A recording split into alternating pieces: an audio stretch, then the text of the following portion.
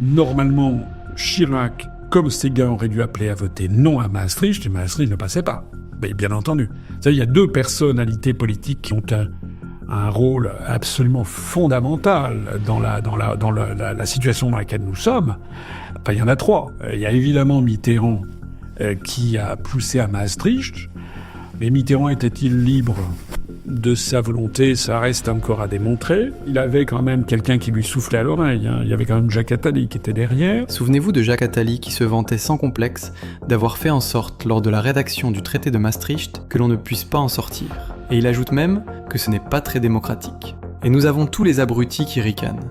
On leur explique que ce sont des décisions non démocratiques, et eux, ils ricanent. D'abord, tous ceux dont j'ai le privilège d'avoir fait partie, ont tenu la plume pour écrire les premières versions du traité de Maastricht, on s'est bien engagé, on a fait en sorte que sortir ne soit pas possible. On a soigneusement oublié d'écrire l'article qui permet de sortir.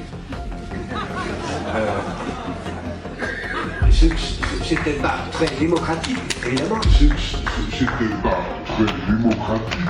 Quand même un des grands organisateurs, il a expliqué qu'il avait écrit le traité de Maastricht et compagnie. Les deux autres personnes qui ont, d'une certaine façon, trahi leur électorat, c'est Chirac quand il a appelé à voter oui. Nous avons donc le duo de traîtres, Mitterrand avec Attali, mais aussi Chirac qui militait pour le oui.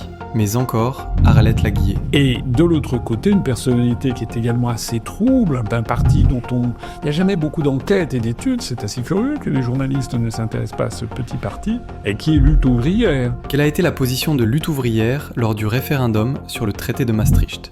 Eh bien, Arlette Laguiller, candidate de Lutte ouvrière, a appelé à l'abstention.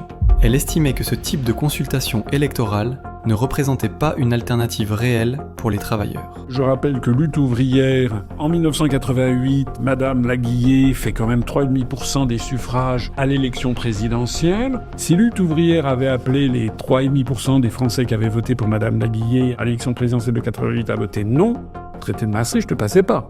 Or, Lutte ouvrière a appelé à l'abstention. Dans un article de Lutte ouvrière revue de juillet 1992, LO expliquait que l'Union européenne, telle que construite à Maastricht, n'était ni un bien ni un mal pour la classe ouvrière. On voit le résultat aujourd'hui. C'est quand même cette injonction à son électorat de s'abstenir qui a eu pour effet de laisser passer le traité de Maastricht, donc l'euro, donc la libre circulation des mouvements de capitaux, tout ce qui est en train de détruire le niveau de vie des Français, notamment des ouvriers, des gens modestes, qui est en train de détruire nos services publics. Tout ça, on le doit à Chirac et à Madame Laguiller. C'est quand même assez fort. Lutte ouvrière n'a rien négocié, rien signé, rien bloqué. Elle a appelé à l'abstention, laissant les autres décider.